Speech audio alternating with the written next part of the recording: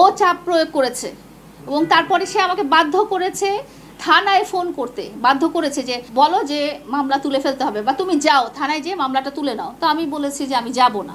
ও আমাকে নিজে ফোন লাগিয়ে বলছে তুমি কথা বলো, আমার সামনে বসে আছে।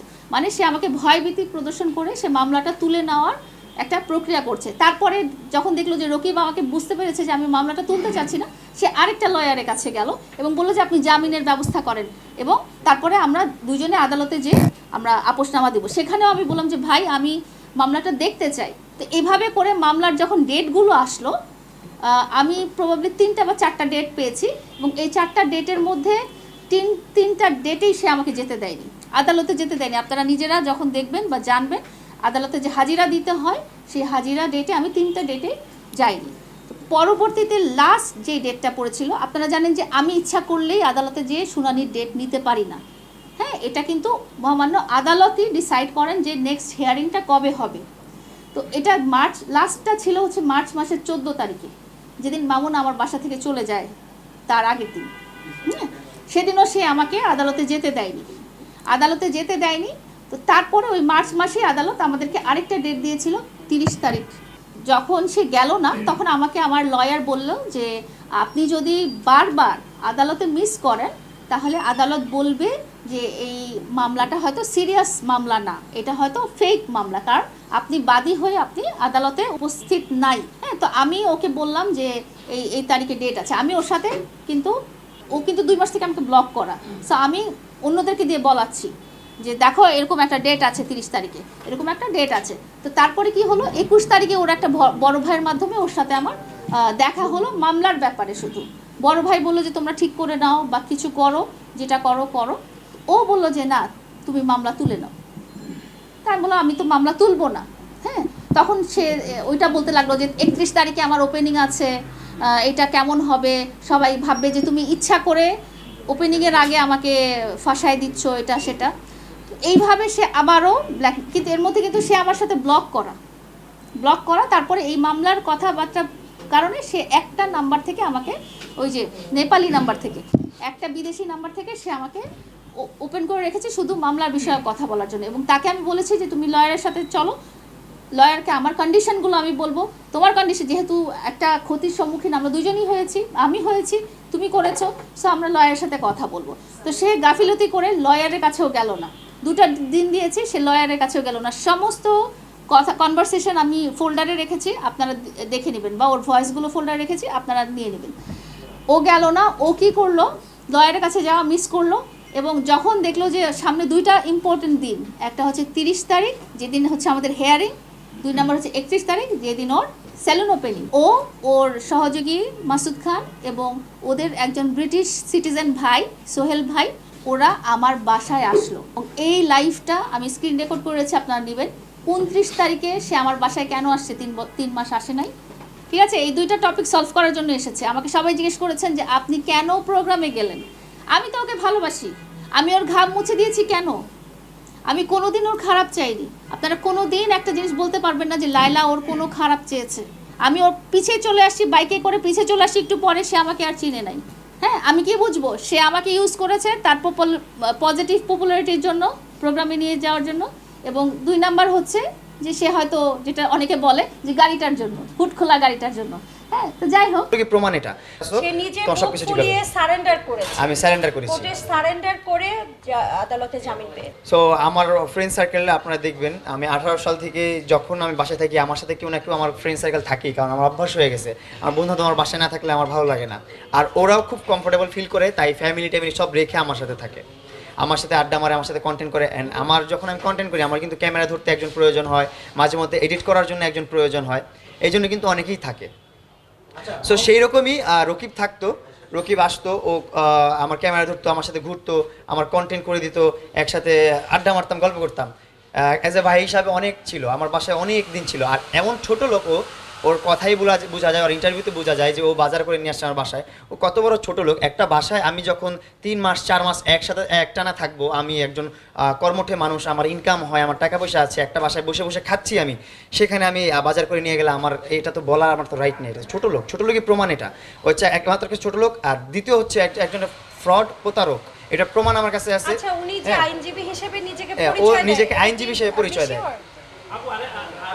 ও হচ্ছে এইটা বলিনি আগে, ও হচ্ছে নিজেকে আইনজীবী হিসাবে পরিচয় দেয় যে আমি হাইকোর্টে বসে আমি হাইকোর্টের এটা উকিল। আমাদের আইনে হ্যাঁ। খুবই দণ্ডনীয় অপরাধ। ওনাকে এবং আমরা কি এই বিষয়ে আমরা ওর ব্যবস্থা করব। ওর হোয়াটসঅ্যাপের যে পিকচারটা, ব্যবস্থা নিবো আমরা। এই পিকচারটাতেও ওর অ্যাডভোকেট লেখা, যে ও একজন অ্যাডভোকেট, কিন্তু হ্যাঁ। ও অ্যাডভোকেটের কিছুই না। সে ও যদি হচ্ছে অ্যাডভোকেট না হয়ে থাকে আমরা অবশ্যই এটা তথ্য তালাশ করব এবং আমরা ব্যবস্থা নিব। ওর কাছে কেন যাবো? ও কি মেয়ে নাকি? ভাই ও হচ্ছে ভাই একটু গে গে প্রকৃতির মানুষ, বুঝতে পারছেন? ওর প্রোফাইল পিকচার দেখবেন, ওর প্রোফাইল পিকচার এখনো কোনো না কোনো একটা ছেলের পিকচার দাও, আমি দেখাই আপনাদেরকে, থাকবে, মাস্ট বি। গে প্রকৃতির মানুষ, ও চিন্তা ভাবনা করে ওর দিন দুনিয়া ও যেমন সবকিছু ওর মতন হবে এরকম চিন্তা ভাবনা করে, কিন্তু আমরা তো এইসব চিন্তা ভাবনা করি না। Exactly. আর আমি যদি জানতাম আমি তো অবশ্যই হাজিরা দিতাম, আমি তো অবশ্যই যাইতাম। আমি যেহেতু জানি না তাই আমি হাজিরাগুলো দিতে পারি নাই, কিন্তু লালা কিন্তু আমার সাথে থেকে থেকেও যে ও হাজিরাগুলো দিয়ে আসছে, অথবা দেওয়া হয়েছে ওর অ্যাডভোকেট দিয়ে, নাহলে তো ওর একটা কয়টা যেন প্রেজেন্ট, ওর মনে হয় 3টা না 4টা প্রেজেন্ট আছে, আর আমার 3টা 4টা যতগুলো আছে সবগুলো অ্যাবসেন্ট। আমি যদি জেনে থাকতাম তাহলে ও প্রেজেন্ট থাকবে, আমি অ্যাবসেন্ট থাকবো কেন? আমি তো জানিই না বিষয়গুলো। আমি আইনের সহযোগিতা নিয়েছি, আমার বড় আপু সহযোগিতা নিয়েছি, আমার মাসুদ ভাইয়া বলছে তুমি টেনশন নিও না, তুমি যেহেতু ন্যায় আসো, তুমি যেহেতু সত্যের পথে আসো, সে নিজে তোমার মুখ সবকিছু ঠিক ফুলিয়ে হবে। সারেন্ডার করেছে। আমি সারেন্ডার করেছি। কোর্টে সারেন্ডার করে আদালতে জামিন পেয়ে। আমি আসলে এইটা নিয়ে বলার মতো কোনো ভাষা নাই, আমি আসলে স্পেশলেস। আমার এত সুন্দর একটা ভালো মনের একটা ভাই পাইছি, মাসুদ ভাই, অ্যান্ড তার মাধ্যমে একটা আপুকে পাইছি, লিজা আপু। আসলে ওনারা না থাকলে আমি একটা আসলে অনেক বড় একটা হ্যারাসমেন্টের শিকার হইতাম। আর আমি যদি আটকা পড়তাম বা আমার যদি কোনো সমস্যা হয়ে যায় তাহলে আমার ফ্যামিলিটা খুব বিপদে পড়ে যেত। কারণ আমার বাবা মা ভাই বোন ভাবি একটা 2টা ভাস্তি আছে আমার, এদের মানে খুব মানে পেনে পড়ে যেত, আমার ফ্যামিলিটা পুরো পেনে পড়ে যেত। কারণ আমি তো একমাত্র হচ্ছে আয়ের উৎস।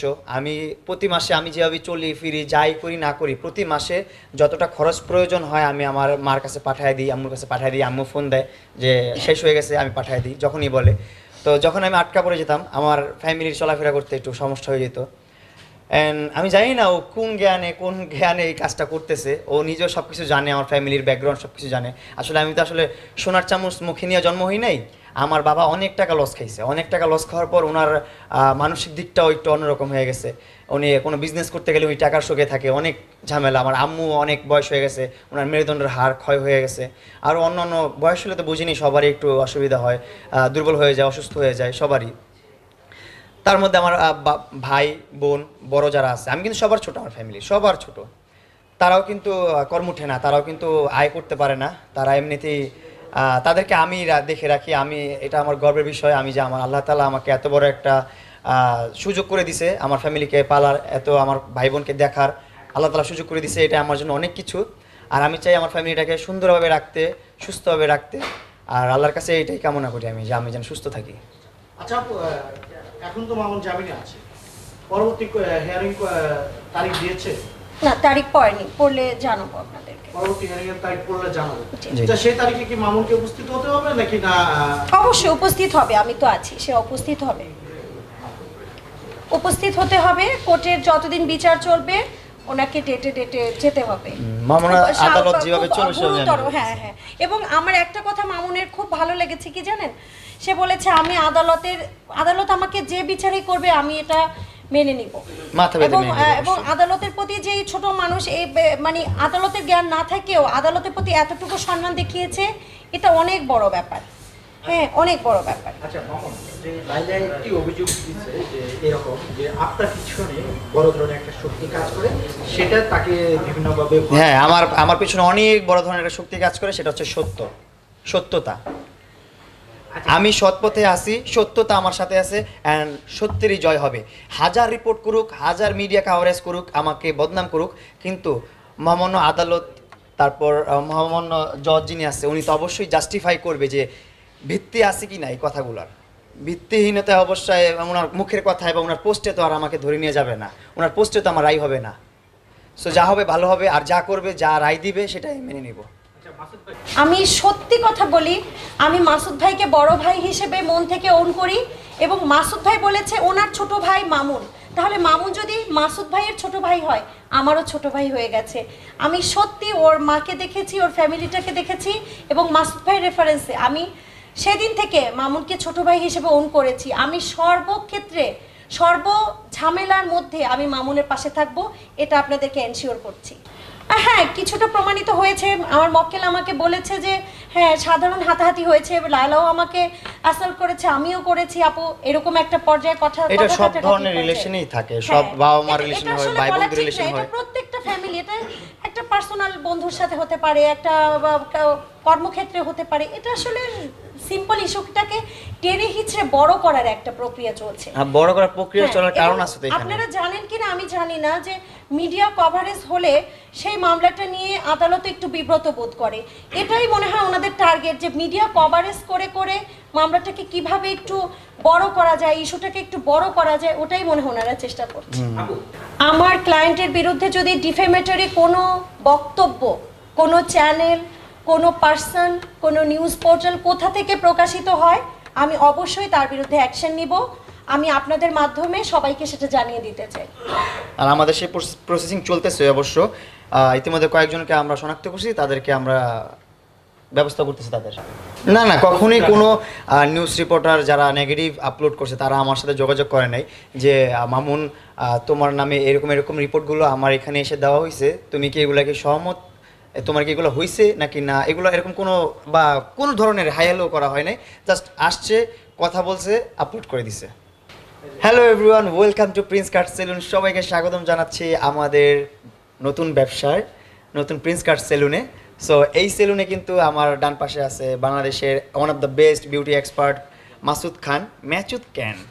আর আমার বাম পাশে আছে আমার বড় আপু লিজা আপু, যিনি হচ্ছে অ্যাডভোকেট লিজা আপু। আমার এখন বলতে পারেন আমার পার্সোনাল অ্যাডভোকেট। আমার ভাইয়ের রুচি সবসময় খুবই ভালো, খুবই ভালো। আর আমি বলি আগে, এর মধ্যে আপু কিন্তু অনেক হিংসা করতেছে। আমি বলি কেন, কারণ হচ্ছে ছেলেদের 400 টাকার প্যাকেজ আছে, 700 টাকার প্যাকেজ আছে, 1300 টাকার প্যাকেজ আছে, কিন্তু মেয়েদের নাই। না, আমি একটা জিনিস কিন্তু মনে মনে ভাবছিও যে এরকম একটা সেলুন, এরকম একটা পার্লার মানে প্রত্যেকটা জেলায় জেলায় দরকার। কিন্তু খুব সুন্দর মাসুদ ভাইয়ের নয়েরেতে যে পার্লারটা, আমি তো সবসময় সেখানে যাই, এটাও এসে দেখলাম খুবই সুন্দর। আমরা আসলে হয় কি ব্র্যান্ড ভ্যালু এমন হয়ে গেছে কিছু কিছু কোম্পানির, আমরা ব্র্যান্ড দেখে ওখানেই যাই। কিন্তু আমি রিসেন্টলি একটা ব্র্যান্ডে গিয়েছিলাম, ভাইও বলেছে শুধু অয়েল ম্যাসাজ নিয়ে নাপো, তা আমি অয়েল ম্যাসাজ নিতে গিয়েছি, আমাকে 1300 টাকা চার্জ করেছে। এখন আমি খুবই ভয় পেয়ে চলে এসেছি, ভাই আমার এত টাকা পয়সা নাই, 1300 টাকা চার্জ করেছে শুধু অয়েল ম্যাসাজ। আমি সে লাগবে না, শুধু একটু হেড মাথাটা, হ্যাঁ, এটা তাহলে বেশি হয়ে গেছে, অনেক বেশি। আমাদের এখানে আরো অনেক চিপ এটা।